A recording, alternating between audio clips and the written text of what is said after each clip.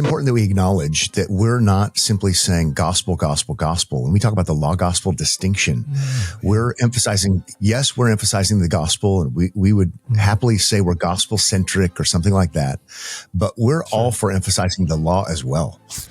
Using it lawfully, which means strongly, it requires perfect, exact obedience. And so we want to be committed to both and being clear with both. We think that's what the Bible models. It's what the Protestant Reformation was about recovering. And when you blur the two, you ruin both. And so if the gospel has all of these demands and you have to obey all of these things, you're just blurring the two and you've ruined the gospel, because it should come to us freely by grace alone, through faith alone, on account of Christ alone. But you also ruined the law, and somehow you've made the law gracious. And it's not gracious. It's exacting. It's about obeying. And so that's why we like to joke and say glawspel. Glawspel is a bad move. It's a bad look, and it sounds bad. And because it is bad. So law and gospel, don't blur the two, but emphasize the two.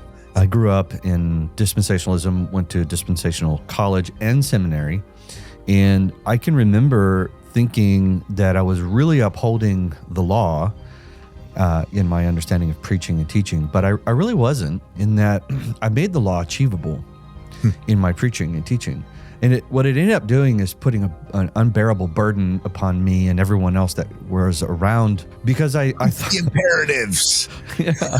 Yeah. And I thought, man, we need, the world wants to shy away and they want to downplay obedience, and the Bible emphasizes obedience. And so we need to emphasize and preach obedience to the law. And that's really what my preaching and teaching was like. And yeah, gospel, of course. And grace, we are saved by grace alone.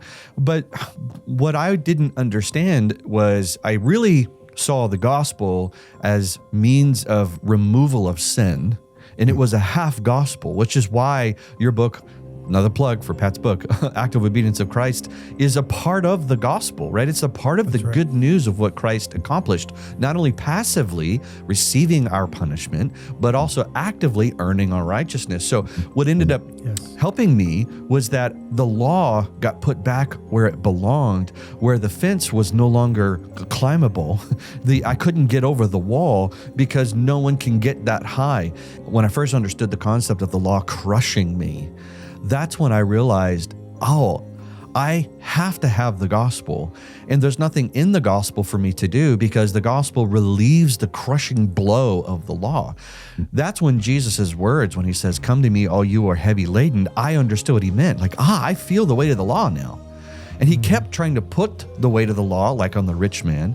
He would put the weight of the law on people, and they were like, "I can carry it." He's like, you have half a law. You don't have the whole law. It sounds blasphemous and awful, and it is blasphemous and awful.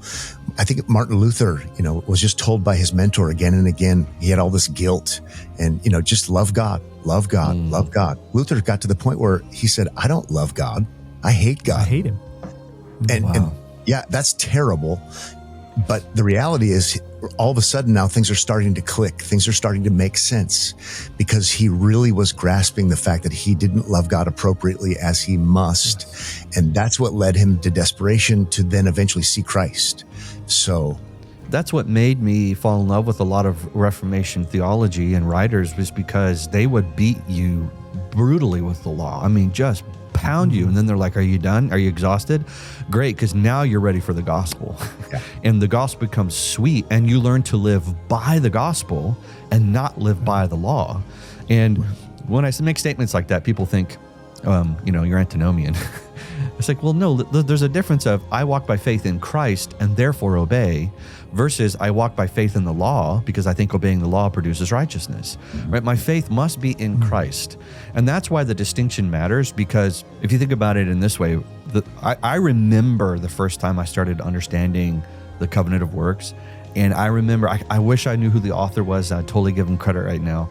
But he was reading Genesis 3:15, first mention of the gospel. And he says, what demands are in this description of God's promise of restoration? And I was like, oh, wow. There's nothing. He never tells them anything. He says, this is what I'm doing. And then from our understanding, they just went forward believing that, right? There was a declaration of what would be done. And it's so important to understand. They did break the law. Don't eat of the fruit. They did do that. And then what was going to restore it? It was the works of Christ, not the work of Adam and Eve. But that for me, just biographically really helped me understand you really have to keep these apart, because if you collapse them, you actually are without hope now.